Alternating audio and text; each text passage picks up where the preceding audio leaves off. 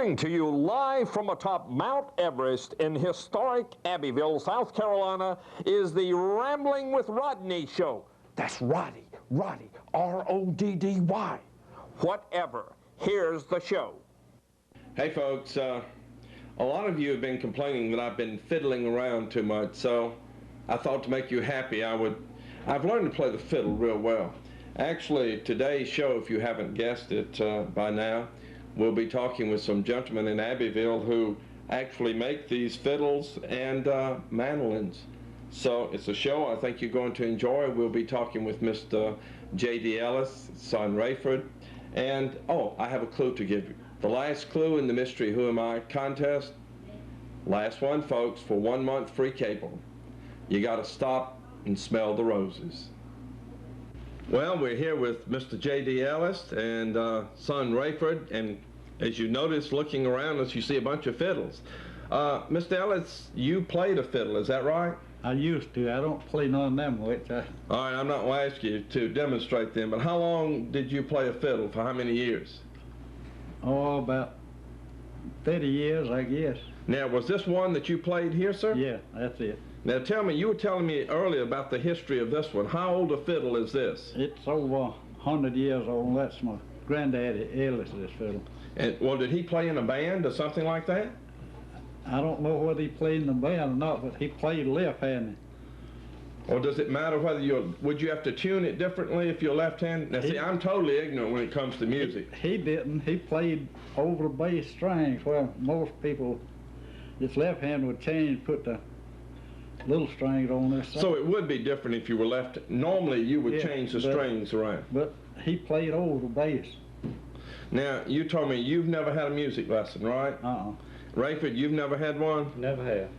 Well, now how do you pick up something like this? Just by watching other people or listening? Well, I heard my daddy play all my life, yes. Well, now, what, did your dad play in a group? Did he travel with the group? He used to play with the band. They would win a prize at Loungeville every time they get on the stage, and they had that fiddlers convention. All right, now, when they had these fiddlers conventions, what was big prize money at that time? It wasn't too much. It wasn't much, was it? It wasn't much money to be had. Yeah.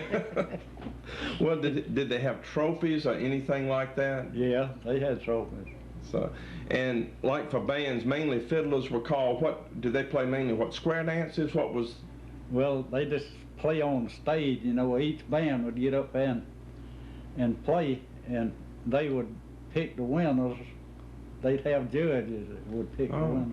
Well, did you do the same thing when you played some? I never did play on the stage. Never played on the stage? Uh-uh. Well, now, you say this one is what, over 100 years old? Yeah. Now, you and Rayford were laughing at me. I thought something had been dropped inside. What is inside of this? Listen to this. What is making this noise? Snake rattles. Snake rattle? Yeah, snake rattle. So before you can finish one of these fiddles, you have to find snake rattles to put in? No, not necessary. Well, I'll tell you, if it depended on me to put snake rattles in a fiddle, don't count on me for making many fiddles, I'll tell you right now. What was the bowl made of? I was looking at this. What is? That's cherry, I believe, what they make the bowls out of. And what is this stuff? That's horsehair. Horsehair? Call it horsehair. I don't know what it is. It looks about the same thing. Now, I was talking with Rayford. I know on some of the shows I've watched when they're really fiddling that a lot of these strings will break, but they keep on going. Yeah. What does it have to break all the way through before it? You mean these? Yes. Well, sometimes one will break maybe. They don't break often. They don't? Well, now, what made you decide, all right, your dad played, your granddad played, what made you decide to make them? Well, I retired and I just always believed that I could make a fiddle. And I ordered a kit and I never did get it. So I just drawed a pattern by this one. So the fiddles that we see around the table, you use this old fiddle as a pattern? Mm-hmm. Okay. And Rayford, when did you get interested in this? Well, shortly after Daddy started making these fiddles. He's the only one that's I got It takes interested. an ounce of that. So the two of you kind of jointly started working at this? That's right, joined I together made now. two Neither one before of us he can- started. I made this one and that nowhere before. So you made these two before Rayford joined in, huh? Yeah.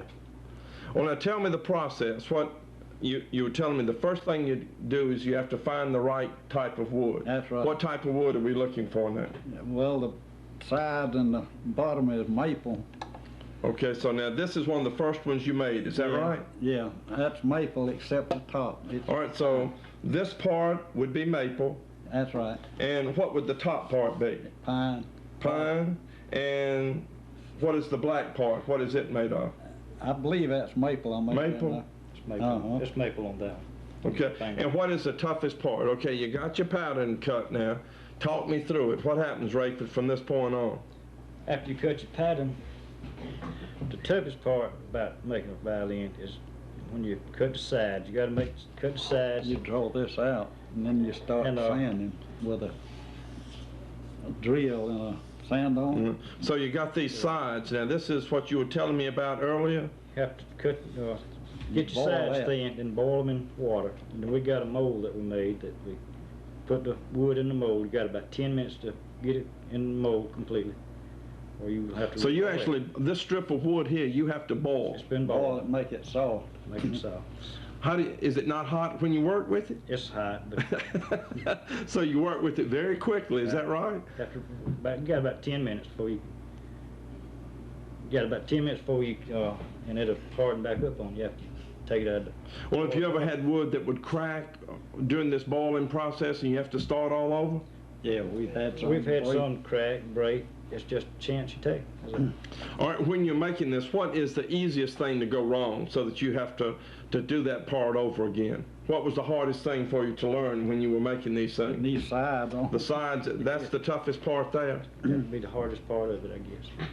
Now I notice some of these that are finished, you have different grains of wood that you look for, but all of them you use the same pattern for your fiddles, is that right? Mm-hmm. Well, that's The interesting. spruce pine is what the tops is supposed to be made out of. And what diameter is most of this wood that you're working with? It's about 9 inches. It's 10-inch board, but you know, after clean it. All right, like when you go out looking for this wood, what size woods or pieces of board do you look for? Call for 10-inch. 10 inch? Uh-huh. Or did you have to buy some special tools to make these with? These two hands.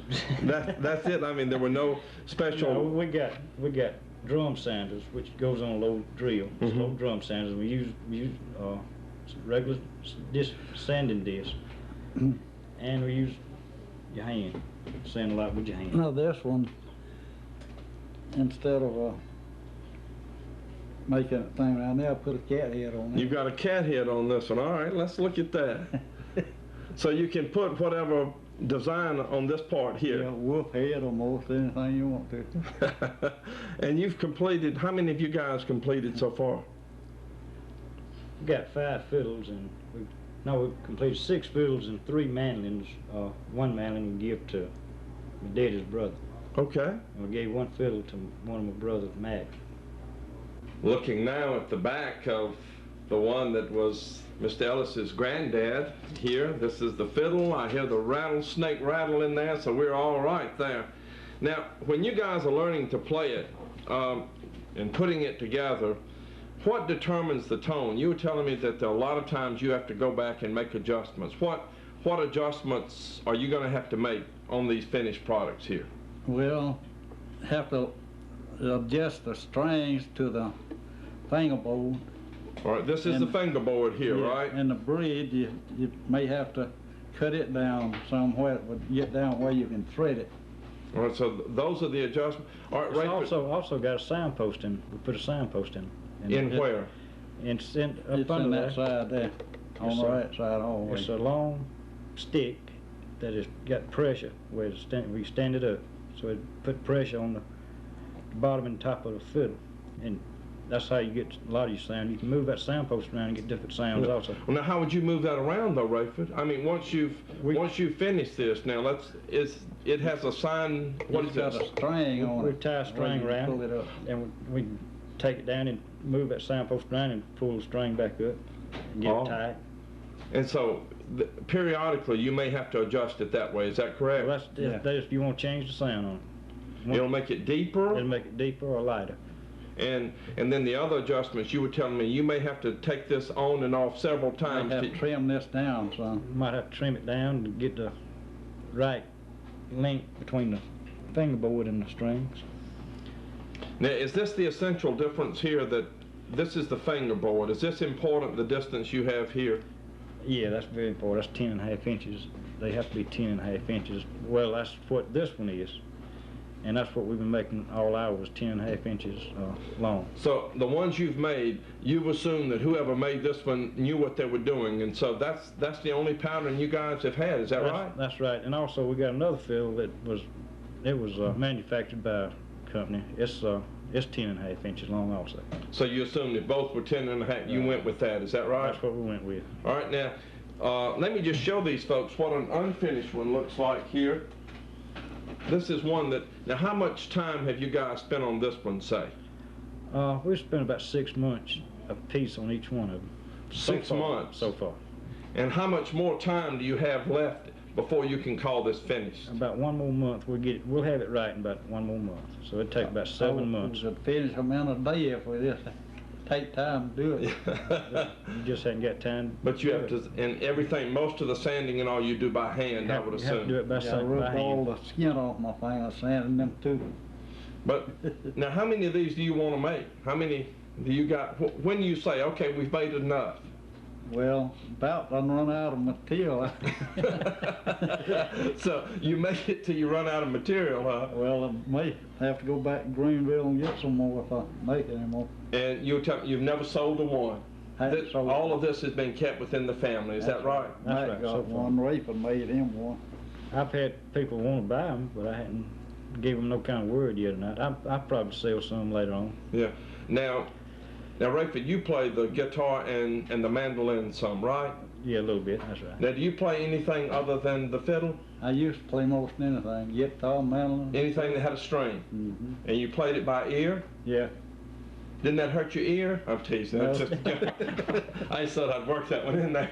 I had a music teacher one time when I was a kid at Calhoun Falls, a fellow Bagwell. He was a good music teacher. I went, my brother, oldest brother, he played with White Leg and String Band. I went with him a time or two, listening to him. And he found out I could play a fiddle a little bit, He tried it.